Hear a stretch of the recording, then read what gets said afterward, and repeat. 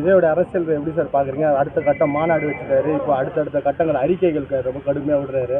ஒரு திரைத்துறையிலேருந்து போனவர், உங்களோட பார்வை எப்படி சார் இருக்கு?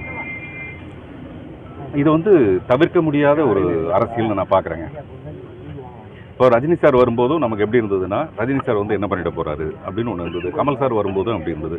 இப்போ மிஸ்டர் விஜய் வரும்போதும் அது மாதிரியான ஒரு விமர்சனங்கள் இருந்தால் கூட அவருடைய எழுச்சி ரொம்ப பிரமாதமாக இருக்குது. அது ஃபஸ்ட்டு மேடையே நமக்கு மேடைன்னு தெரியாத அளவுக்கு ரொம்ப பிரமாதப்படுத்திட்டார் அவர்.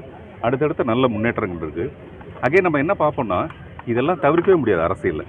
அப்புறம் அவர் திமுகவை எதிர்க்கிறது தான் சரியான விஷயம். அரசியல்னால் இன்றைக்கி யார் ஆட்சியில் இருக்காங்களோ, எம்ஜிஆரும் அதை தான் பண்ணியிருப்பார். யார் வந்தாலும் அதை தான் பண்ணுவாங்க. அதனால் அவருக்கு தனிப்பட்ட முறையில் திமுக மேலே வெறுப்புன்றதை மீறி ஆளுங்கட்சியை எதிர்த்தால் தான் அவங்க ஒரு ஹீரோவாகவே மாற முடியும். அதுக்கு மாற்றுன்னு தானே அவங்க வரணும். அதனால் அது சரியாக தான் இருக்குன்னு நான் நினைக்கிறேன். தவிர்க்க முடியாத ஒரு சக்தியை எடுத்திருக்காருன்னு நினைக்கிறீங்களா? தவிர்க்க முடியாத சக்தியாக ஆரம்பிச்சிருக்கு அந்த கழகம். அவரோட எப்படி அவரோட பயணிக்கிறதுக்கான வாய்ப்பு இல்லை. ஏன்னா நிறைய திரைத்துறையினர் அவருக்கு ஆதரவு தெரிவிச்சிருக்காங்க. நீங்களும் ஒரு முன்னணி நடிகர், உங்களுக்கு இல்லைங்க, எனக்கு அரசியலில் பயங்கர ஈடுபாடு இருக்குது. அந்த அரசியல் ஒரு தனிப்பட்ட அரசியலாக தான் இருக்கும். நான் யாரையும் சார்ந்து இருக்க மாட்டேன். ஆனால் நான் என்னைக்காவது ஒரு நாளைக்கு கட்சி ஆரம்பிப்பேனே தவிர, அன்னைக்கு இந்த மாதிரி ஒரு கேள்வி கேட்பீங்களே தவிர, யாரையும் சார்ந்து இருக்காது என்னுடைய அரசியல். இல்லை இப்போதான் அவர் வராருல்ல, நம்ம கொஞ்சம் கேப் விடுவோம்.